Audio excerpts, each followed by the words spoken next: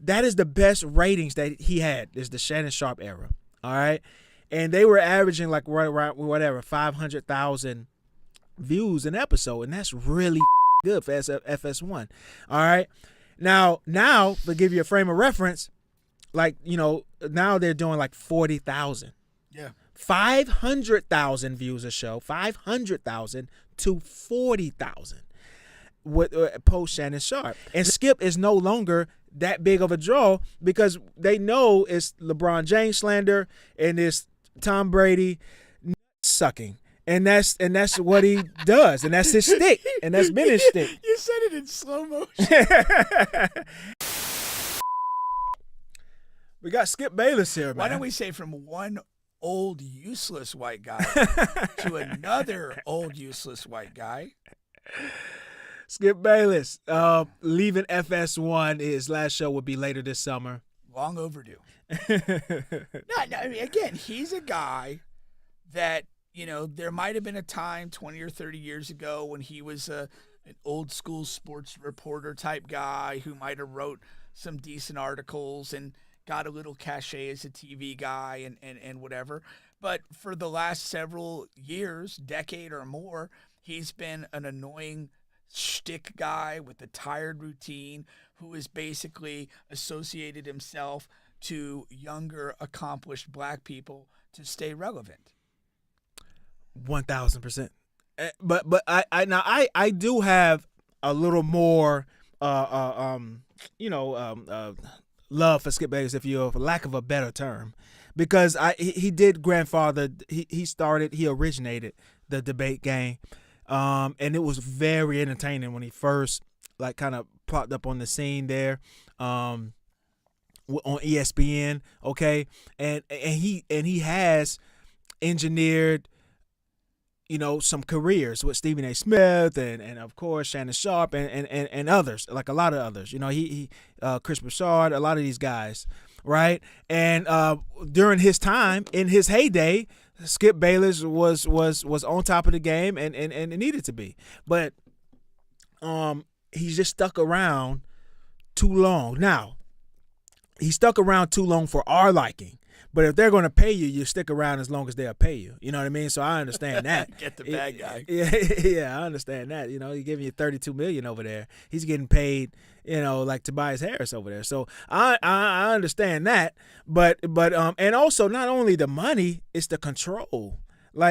Just like Stephen A. Smith now controls ESPN in a lot of respect, Skip Bayless controlled FS1. Everything he said goes. Yeah, you're the big lead guy. He was the big lead guy. Power is addicting. Yeah. And when you are the guy and you're making the big money and you have that influence across the platform or through your network and stuff like that, that's hard to put down. Yeah. That's hard to let go of. If you step away from that, what do you have? How comfortable are you with yourself? And not everybody's built like that because it becomes intoxicating. There could have been a point early in his life before, he reached a certain level of success where he, man, if I get another 10 years out of this and make some decent money, I want to go, ride horses in Kansas or something. I don't know. Or right. Go fishing. But then you kind of get into the Shark Tank and you're the great white for a long time. That becomes addicting. You get addicted. There's a buzz. There's a high to being that dude every day. Now, what had to be his undoing was the Shannon Sharp situation. And he just had to know that at the time. They were really competing, and FS1 is not supposed to compete with ESPN because ESPN is the flagship. That's what everybody knows. When they think sports, if I want to hear sports news, if I want to check sports scores, and I want to do it on TV. It's your first frame of reference. You're going to ESPN. Yeah. And when Shannon Sharp was on Undisputed, that's the best. He's been with FS1 now for 8 to 9 years, 9 to 10 years or whatever. That is the best ratings that he had, is the Shannon Sharp era. All right. And they were averaging right around whatever 500,000 views an episode, and that's really fucking good for FS1. All right. Now to give you a frame of reference, now they're doing 40,000.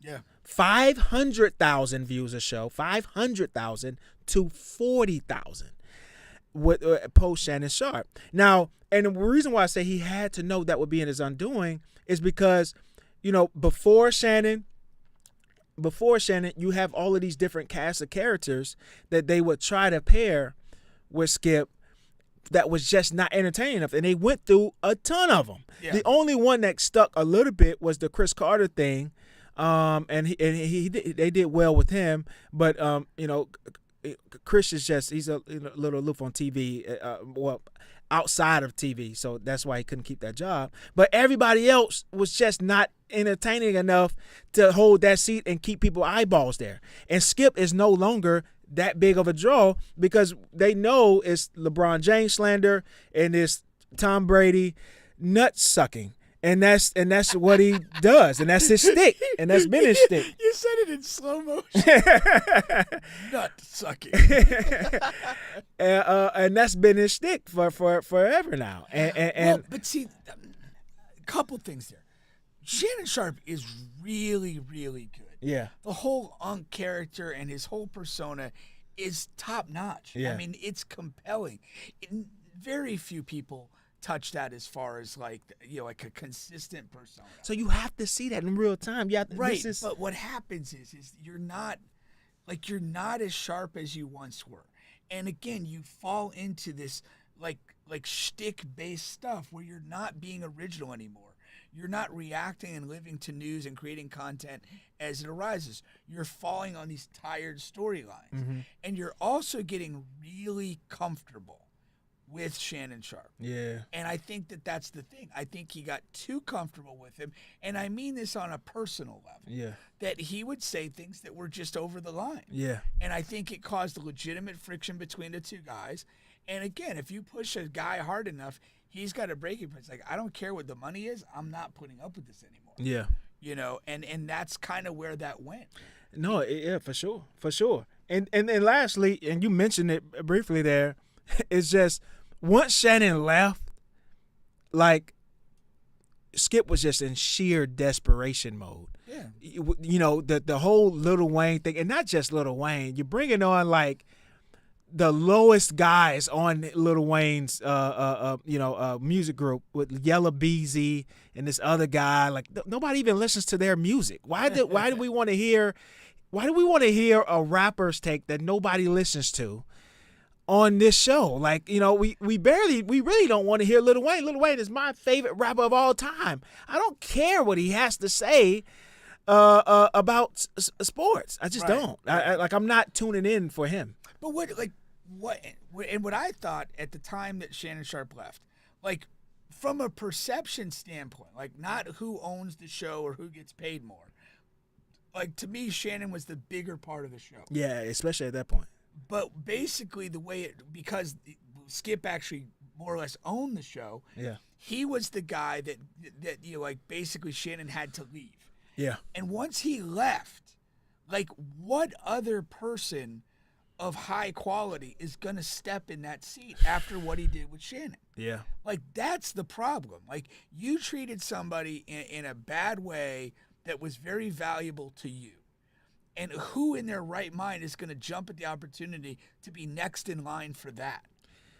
And even though Skip is what he is, he's the grandfather of debates, and he was number one on your network, FS1, you needed to be the Green Bay Packers at this time. At that point when they had the friction and Shannon had to go, you should have chose Shannon. You should have chose Shannon. Yeah. You saw the numbers before Shannon. Okay, you see what the social media is all over Shannon, and he's the new wave. You should have chose Shannon.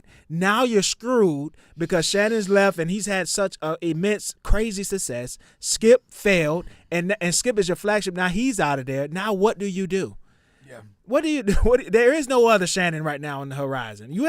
They have a solid show with Nick Wright, and that has to be the guy now. And maybe what they do is they just bring his whole show and just erase Undisputed. Yeah. You know what I mean? That's probably what they do. Yeah. But there is no other Shannon. You should have just said, hey Skip, We'll pay you the rest of your contract. We love you. Have a great rest of your life and career. Right. Shannon, it's your time. Do what you Yeah. want to do here. For real. Yeah. Yeah. And probably some of, if you really analyze it, maybe some of the stuff that Skip said to Shannon was out of jealousy. Yeah. Was out of this thing that he felt threatened by a guy that was just a bigger personality, that was just more popular, and just more well liked. Yeah. That's the thing. I mean, Shannon Sharp. I mean, he's a pretty incredible story, pretty incredible persona that he has. I mean, there's not another guys like him. No. He's just a different cat, and it works for him. I will say this though, to be honest, I don't like him interviewing a bunch of non-sports people. I think he does get out of his depth in some of the interviews he tries to do, and I think he gets a little bit exposed in that area. Yeah. I mean, right now with that thing there, he has a specific thing he's trying to do, which is not, I don't want to say create drama, but he's given those people a space to create drama, and it's almost it's becoming a Tyler Perry shtick now, to where it's like we know what's going on here. Right, and I think it's eating him up. Yeah, because that's the thing. He's created a drama platform that is really becomes about the drama creating guest, and he's just a passenger to his own show. Yeah, he's not driving his own show. He's basically losing his own relevance. Yeah, and again, it's gonna who can we have on now to say negative things about other people in the industry or whatever. And and again, it's trendy now, because again, you have this stuff with Diddy and some others where it's just popular to come out and have an issue with somebody or try to expose some information about him. But at some point it gets tired, and because he's not necessarily comfortable engaging with a lot of his guests, or he has a very low spectrum that he can deal with them with. He's losing the show to them. Yeah. And that's not good for the longevity of his career. No, that's for sure.